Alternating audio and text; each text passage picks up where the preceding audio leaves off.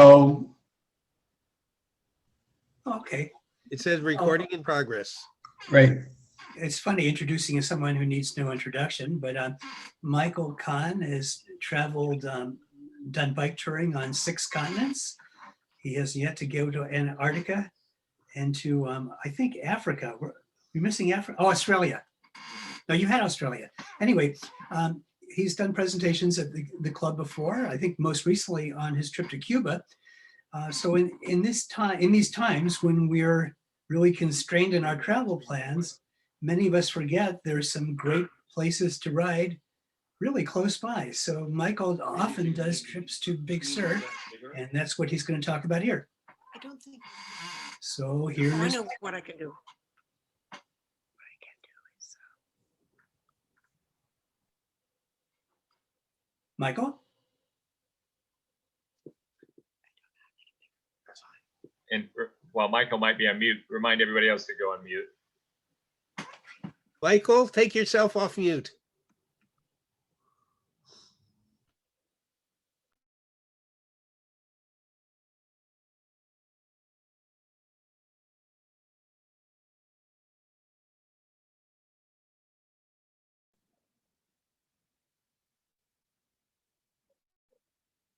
Can you hear me?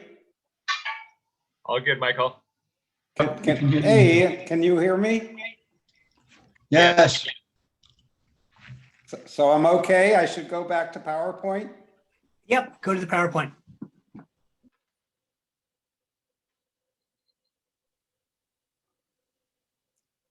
Is it there?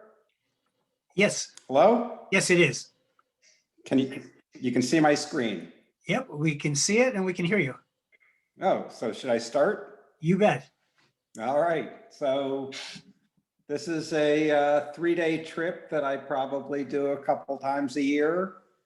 And the good thing is I get to leave from the house and feel like I've gone somewhere. And takes less than a half hour to plan. So I'm probably just going to mostly read through the slides since that was my level of effort with Shelley's help to prepare slides, since I didn't really know PowerPoint or anything, and that was enough of a challenge for me.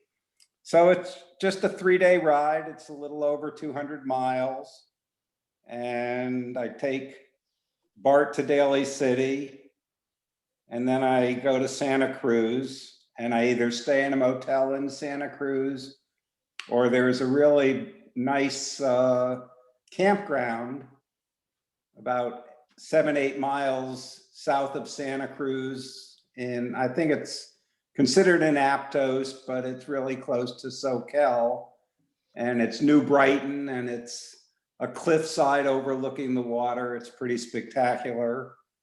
And then it's on to Big Sur, and can either stay in Big Sur or there's a really nice campground behind the lodge at Big Sur, and get up the next morning, ride back to Monterey and rent a car and come home.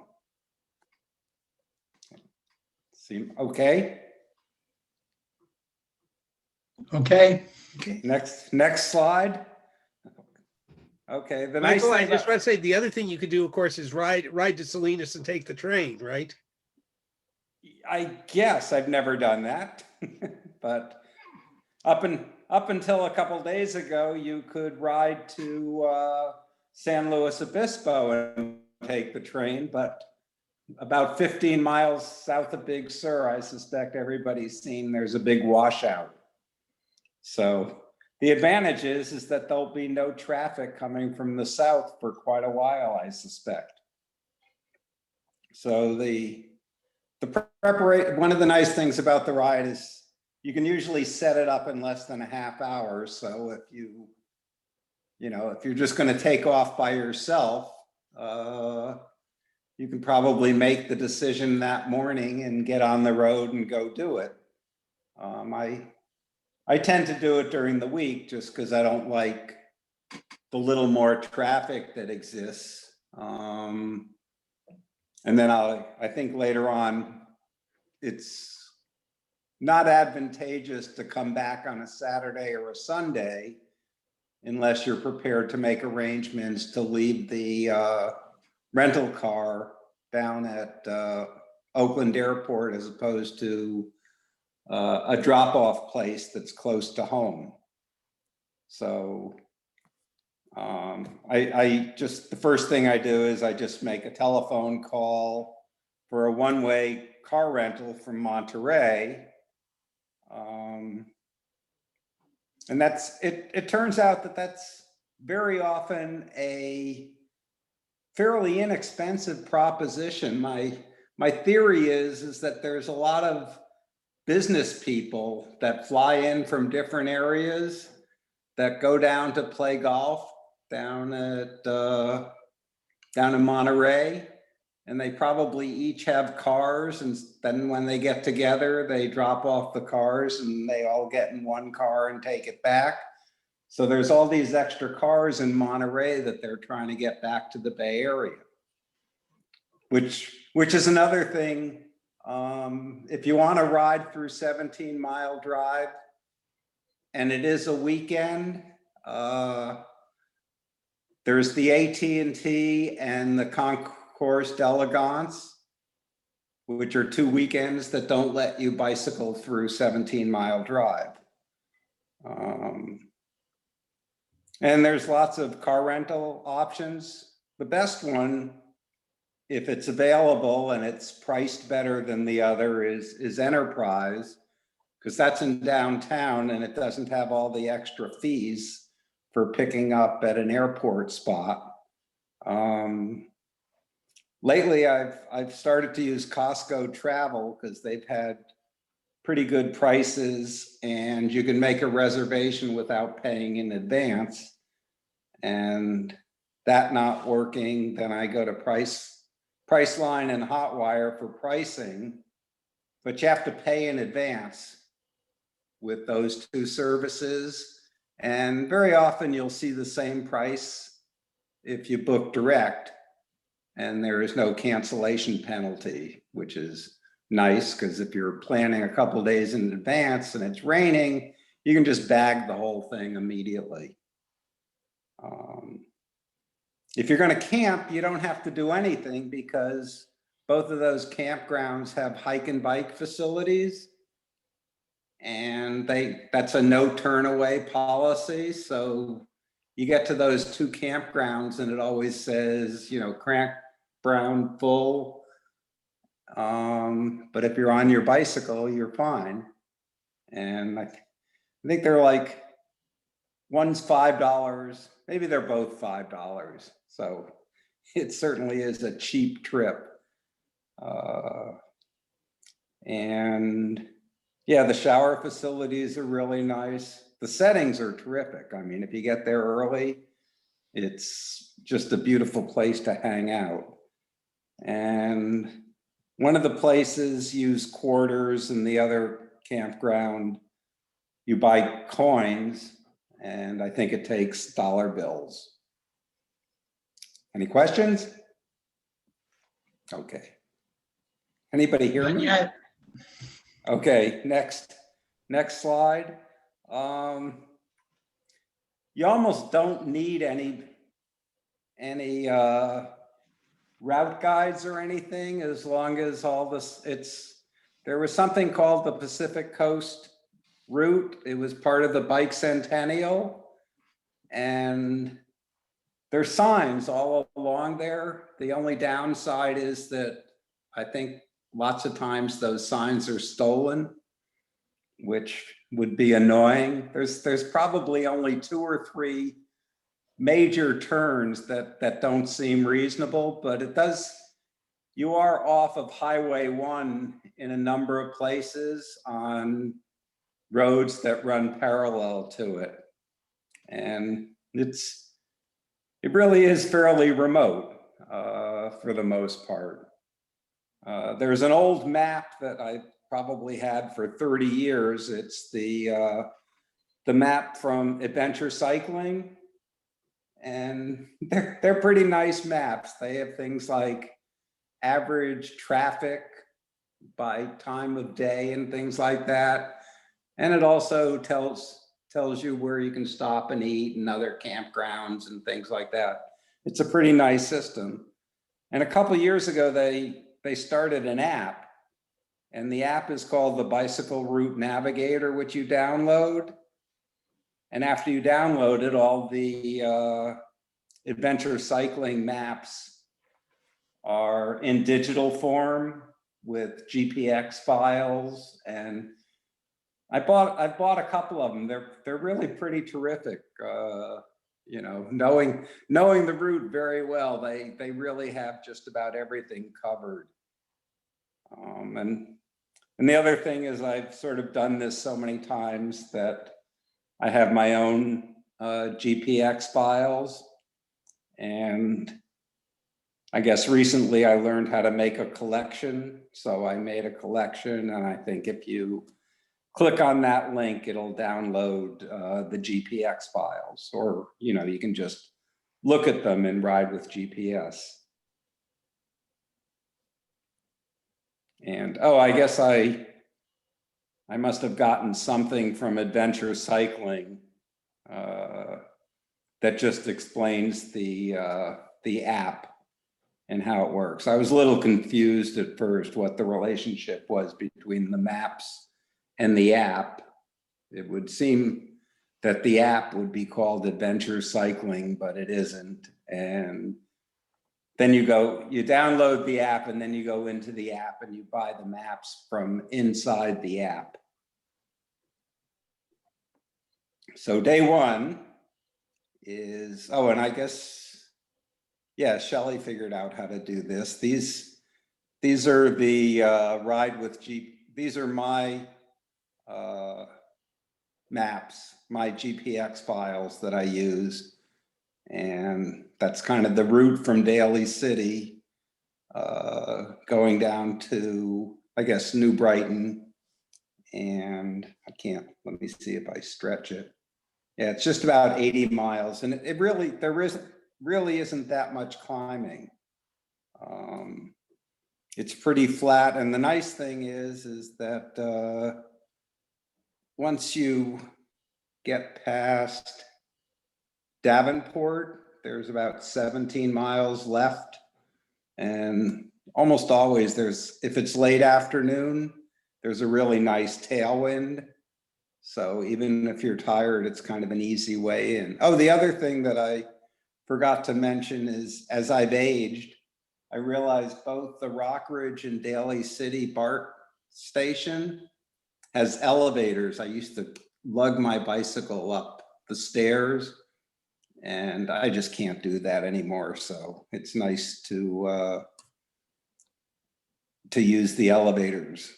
There's also a nice restroom at the Daly City BART station before you take off. Let me see, day one. Okay, so it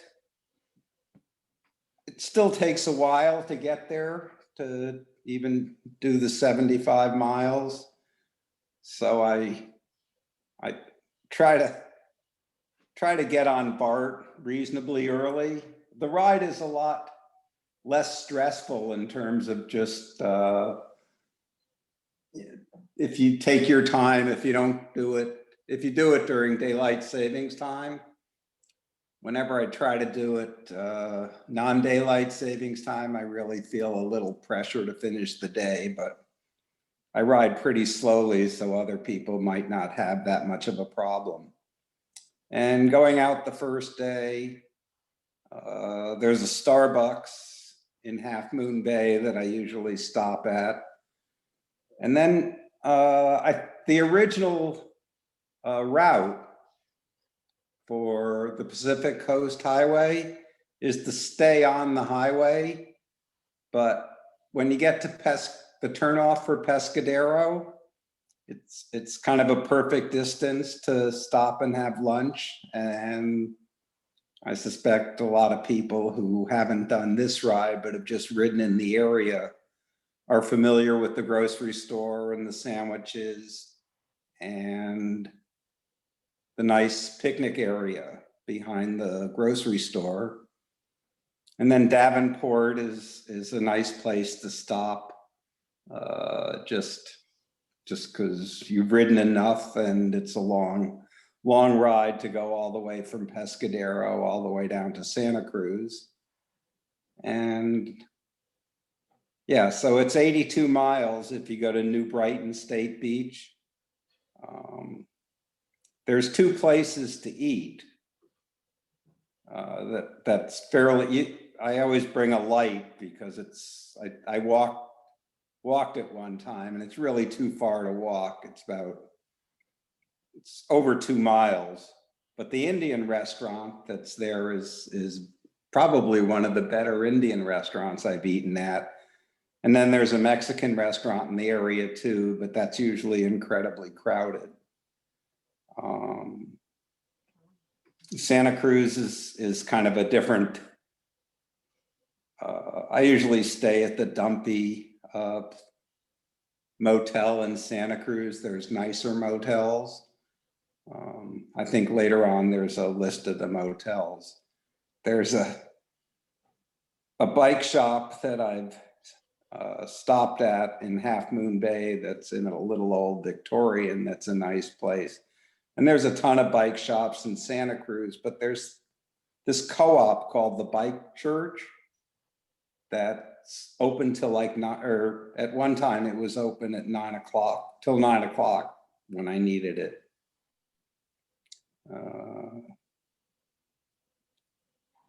So if you want to make the ride a little harder, well, there's the turnoff for Pescadero if you want to stop for lunch. And then after lunch, instead of going back up to Highway 1, if you head east a little way, you'll come to a road, Cloverdale, and you take a right on Cloverdale. It's probably 5 miles to get back to Highway 1, but it's really beautiful along the water, and I'd recommend going back that way. And if you want to make the ride a little harder, you can take Stage Road, which runs parallel to Highway 1 to go into Pescadero. And you can also take Swanton Road, which also runs parallel to Highway 1. And if you really want to make things difficult for yourself, you can go left on Bonnie Doon and then turn right to get down into Santa Cruz. And I just listed the hotel options that I think I've stayed at most of them. The last 2 times I did stay at the Ramada. And it had sort of reasonably nice COVID policies. You know, they closed off the pool area and you're sort of getting there at the end of the day. So if anybody else was in the room during the day, it's mostly cleared out. This is the only place I've actually gone during the COVID session. And if you click on that link below, it's a list of restaurants that are in Santa Cruz, and a lot of them are on Pacific Avenue, which is like a 10-minute walk from the Ramada. And it wasn't locked down, and they all, on that street, they closed it off to traffic, and most of the restaurants had nice outdoor dining. Okay. So day 2, this has got to be one of the really terrifically beautiful rides, especially doing the 26 miles from Carmel to Big Sur. And it's a little harder than the first day, but instead of usually start off the day at about 10 o'clock at the BART station in Daly City, and here you're leaving the hotel around 7 or 7:30, so you really have another 3 hours to finish this ride. So tend to actually end the day sooner on day 2 than on day 1.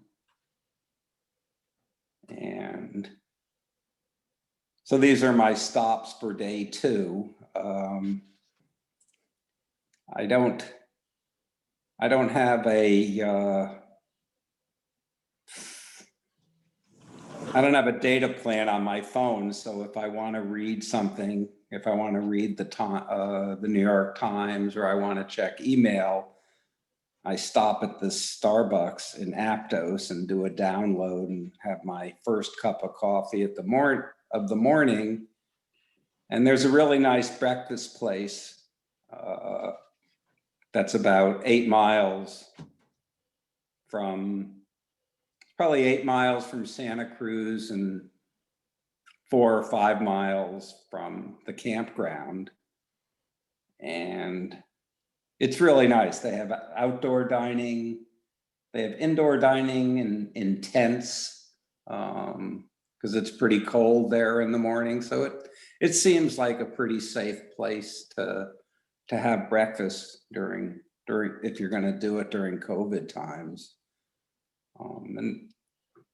And then, you know, one of the things that's kind of hard to find is there's somebody showed me there's a nice little turn that allows you to ride through Fort Ord as opposed to stay on the trail that's right next to Highway 1.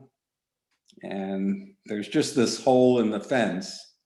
And then it becomes obvious that this is a bike trail that just goes through Fort Ord. You can get lunch in Monterey. I like to go to Pacific Grove. It's a little farther, and it's 45 miles to Pacific Grove. And you're on the bike trail, so you have to kind of look to the left when you get toward Pacific Grove. You can go up any of the side streets. I've finally realized that going up 9th is the easiest one to get up to Lighthouse Avenue. And I listed 4 of the places that I've eaten over time. I can't really overly recommend any of them, but you know, it's a good place to stop for lunch. And yeah, I always go through 17 Mile Drive. Going up Highway 68 is really grim. If you really want to shorten the ride, just go into Monterey and go up the hill and over the top, and you'll cut off about, I'd say 7 or 8 miles. But I mean, going through 17 Mile Drive is really terrific. If you can see where the 1/10 of 1%ers live.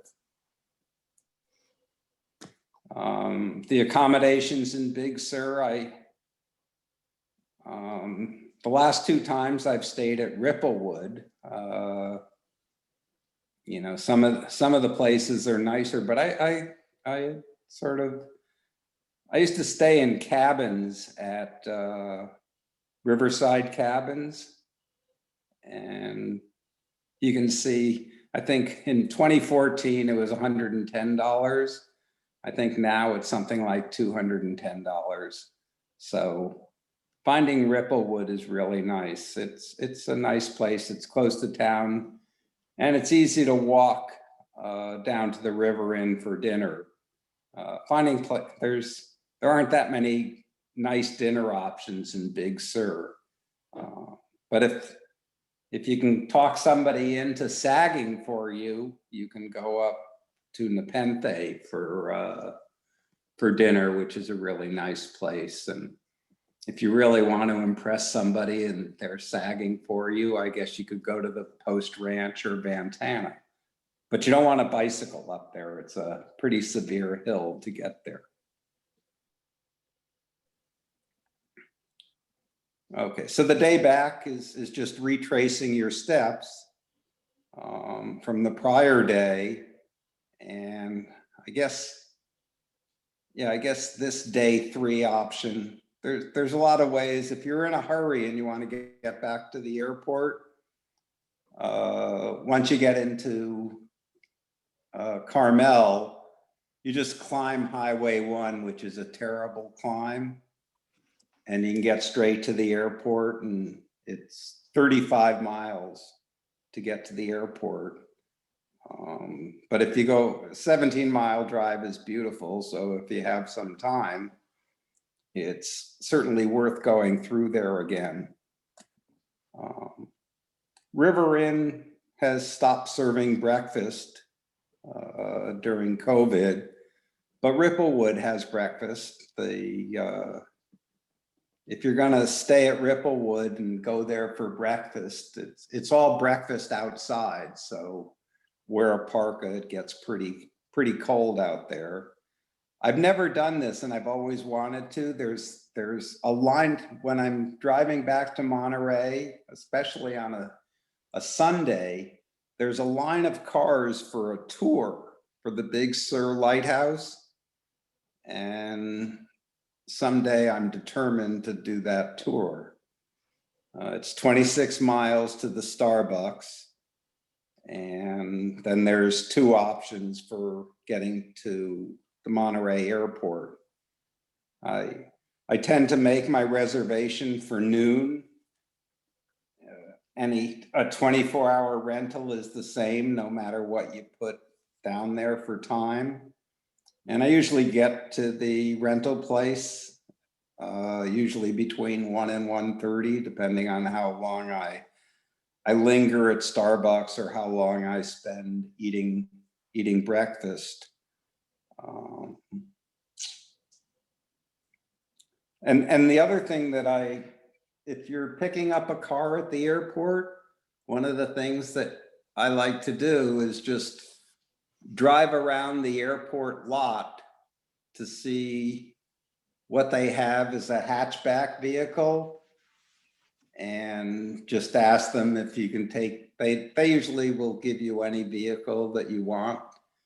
One time they only had a VW Beetle and it was really difficult to get my bike in there, but you can, certainly the Japanese cars are easier to get your bicycle in because the seats go back down flat and it's pretty easy. And it's 115 miles to get back, to drive back. It usually takes about 3 hours. So here's a packing list. I've sort of developed this over all my years of travel. It's not specific to doing this ride. I just usually have a pen and a yellow marking pen, and I just go through the whole list and decide what I want to take and what I don't want to take.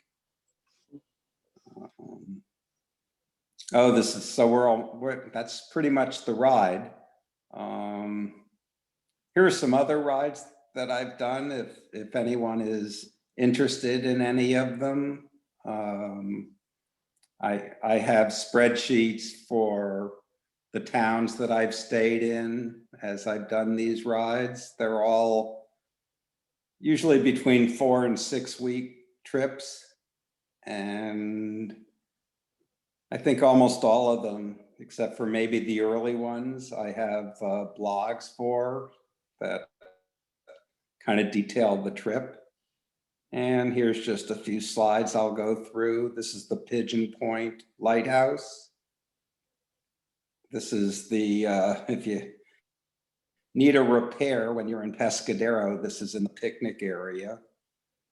This is the campground at New Brighton. And this is the pier at Moss Landing.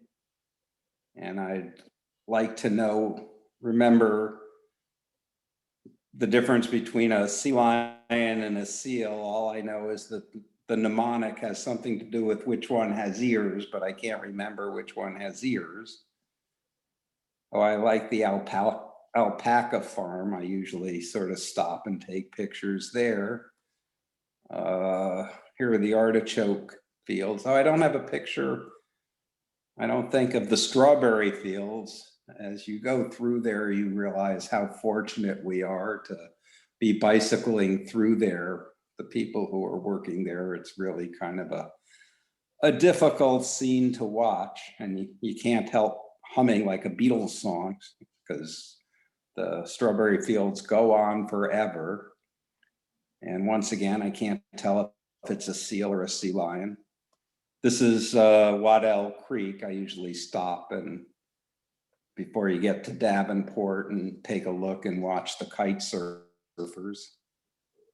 This is just what the scenery looks like going south of Carmel.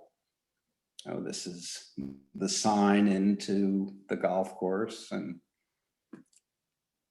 once again, there you can stay on the road to go around the lodge area, but there's a hole in the fence that allows you to ride right through the high rent district, and you go past the lodge. It's a day at the golf course. So this must have been when the prior closing, when you could only get down to Big Sur. And this is the famous Bixby Bridge. And one time I had plenty of time. So I started to stop and took pictures of each of the bridges that you pass on Highway 1. And I think I came to 11 of them, and they were all built between 1930 and 1935. And I thought they would be WPA projects. And I Googled the history of Highway 1, and most of the bridges were built with prison labor. Here's another nice scene. And here's a hiking trail. Another picture. And this is the reward at the River Inn when you've actually gotten there as your successful ride down there again. So that's it.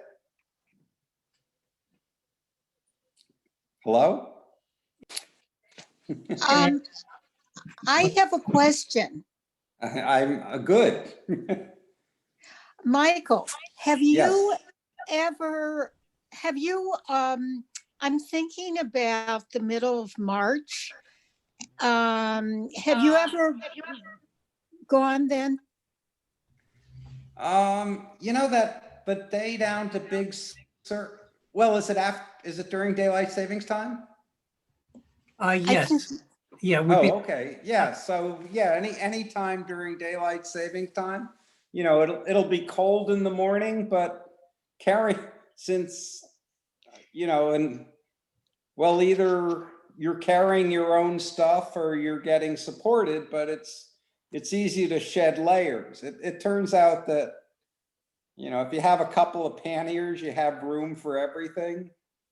Well, yeah, I actually, have you gone further south? I used to go down to, I've been to, what do I want to call Santa Barbara a couple of times. Uh-huh. It's 105 miles or 110 miles to go to San Luis Obispo. And I used to take the train back from San Luis Obispo. Yeah. And that's a beautiful section. And then it's 100 miles more to Santa Barbara. And that's really the least attractive day of the ride. And I've never ridden from Santa Barbara down to San Diego.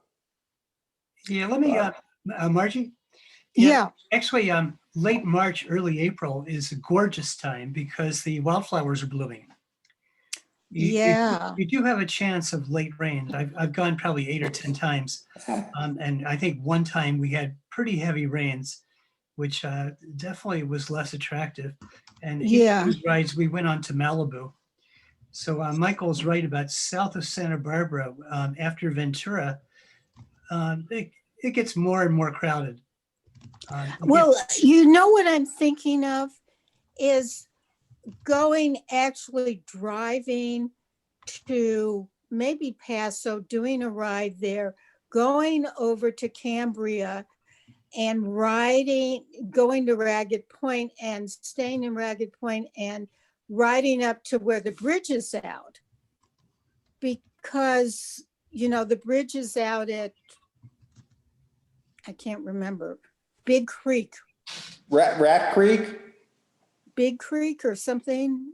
Right. Anyhow, The recent washout? the recent washout. Yeah, that's at Rat Creek. So so that's what I was thinking of doing that in the middle of March. I just don't know about the weather. Yeah, well, It's, that's, It'll be cold in the morning. Chances of rain are really slight. Of the 8 times we did it, I think we only had rain 1 time. Cayucas is a pretty area. We've stayed over there. Yeah, Cambria is very pretty. yeah. yeah.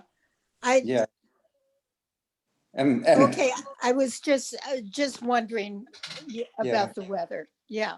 yeah, Okay. it's cold in the morning, but it's pretty nice the rest of the day. It's just how quickly it warms up. And if you're really, Mhm. I don't know how often I don't even know if it's open, but the Hearst Castle tour is terrific, or it used to be. Yeah. That would be fun, especially if it rains, you can do that. Actually, Mary Ann wrote about foggy. Actually, that's not really the foggy season. If you went in March or April, you have more of a chance of fog in the summer. Yeah, it's clear and cold. Yeah, can I throw in two things? One, for those of you who notice, What is your background, Alan? well, I just changed it because that's at Point Lobos. Okay. Uh, and to me, the most beautiful portion of the coast in the Monterey Peninsula area is the Point Lobos Reserve. And possibly on your way back, it would be great, if assuming it's not full, and I've been turned away on a bike at Point Lobos, to go in there and, and hike some of the trails on the cliffs. This is not all that dramatic a section of cliff, but hey, I got the waves in sync, so. Yeah, another nice thing about this ride is it's not that difficult to convince somebody that they should sag for you. They can have a pretty terrific day if they're not bicyclists and they like to do hikes. And then you can just take them to nice dinners because they have a car and you're much more mobile to go get dinner places. Anyway, one other thing, I actually, while you were talking, I looked up Amtrak. The run from Salinas it's about 6:30 in the evening. So if you do go inland to Salinas, you basically have the whole day to play. Because you probably don't want to get to Salinas too early. And at least the fare, I just randomly picked a day in March. It turns out they're only running on Monday, Wednesday, and Friday. It's $18 Wow. to Oakland, maybe a little more to Emeryville. Anyway, just wanted to throw those things in. The other research follow-up I'll add is about sea lions and seals. True seals lack external ears. Okay, now I need a mnemonic to remember that. And sea lions can walk on all fours. They're pinnipeds. Right, versus what on the wriggling in their bellies. So that's all I have, if any. Thank you, Michael. Thank you. Yeah. I'm muted. Michael, can you show your packing list again, or I just was curious to see that, and you showed it very fast. Okay. Or can you email it? Or I just wanted to be able to look at it. Let me- It was page 14 and 15. Yeah, well, what I thought I would do, or maybe Shelley, can you give access to this for everybody? Yeah, Michael COVID just asked me to send a copy. Were you planning on making it accessible to the group, Michael? Michael Kahn? Yeah, there's not, that's what I actually had a note to myself to ask you that, yeah. Okay. Well, yeah, I'm sure we could do that. Is that Michael COVID? Is that what you had in mind when you asked? Yes, exactly. So if you Okay. forward it to me, I'll post it and then get it onto the website before too long. Yeah, and if I remember correctly, you had this as a separate file that I crammed into here, so. that might Actually, be- yeah, it hasn't changed, I don't think, since what you sent me, so. Okay, I just formatted it differently, but yeah, I can attach that also Yeah. as a separate file. Michael, By the way, did you you're- talk you're- about you're like, almost- Hello? Yeah?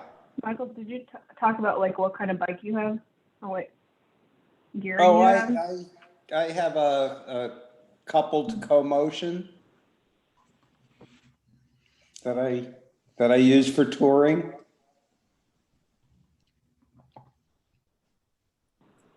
So those are dedicated touring bikes that are foldable and stuff? Yeah. Yeah, I take it to Europe. I also have a Bike Friday, which I take to sort of places where I'm going to run into unpaved roads. You know, I use that for South Asia and Cuba and South America, and I use the co-motion for Europe. And this is my one domestic tour that I do. This, and one time I took the train up to Klamath Falls and rode back to the Bay Area, and that's a really nice ride also. If somebody's looking for an 8 to 10 day ride.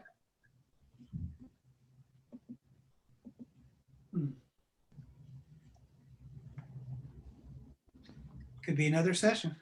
And Yeah. could you show page 15? Oh, the next page there. Yeah, thank you.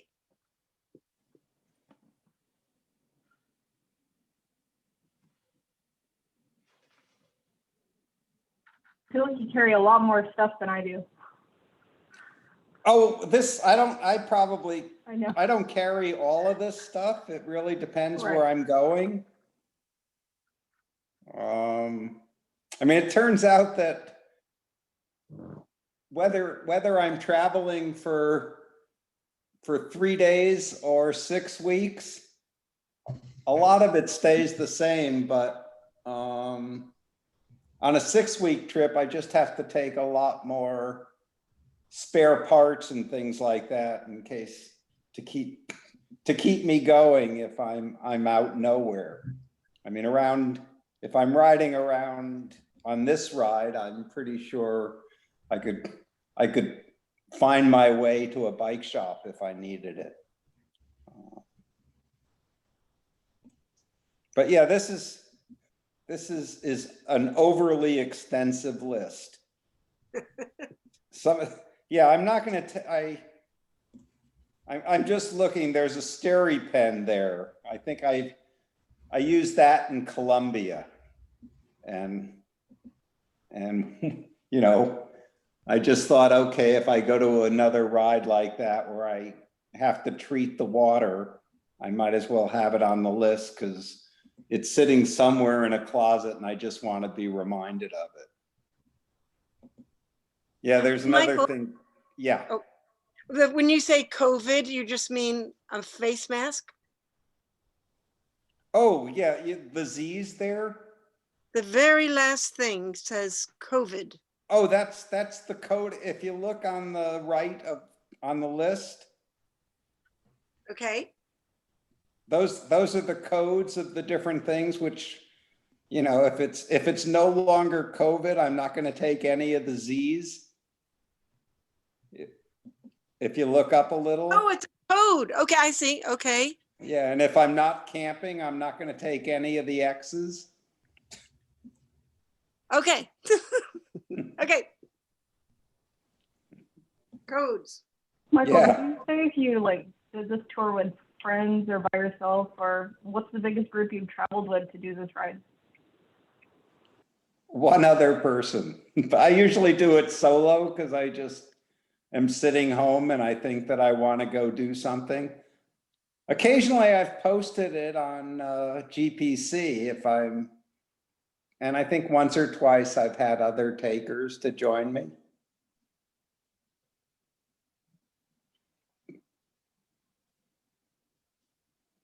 I'm much more amenable, I think, as I've aged to traveling with other people. I'm actually, well, I have a flight to London in June, and it seems that there's a number of people who will probably join me for some of that trip. And then I tried to organize a Christmas ride around San Diego, and we ended up canceling that just because of COVID. But I'm considering resurrecting it for probably March or April for people. I get my second jab on the 10th of February, so I'm pretty excited about the prospect of being able to travel again.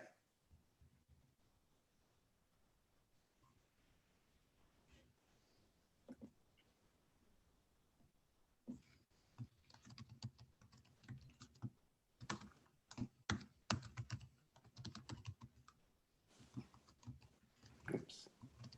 Well, any other questions or comments there? Well, I'd like to thank Michael Kahn for hosting, for speaking about this trip. It sounds like something I've planning to do for a while and never done it. I've just done longer trips with groups of people, but this looks like an easy to do thing you could do by yourself. Yeah, just sit home, decide that you're just finished reading a novel and there's nothing to do, and you want to go on a longer bike ride than just around the neighborhood.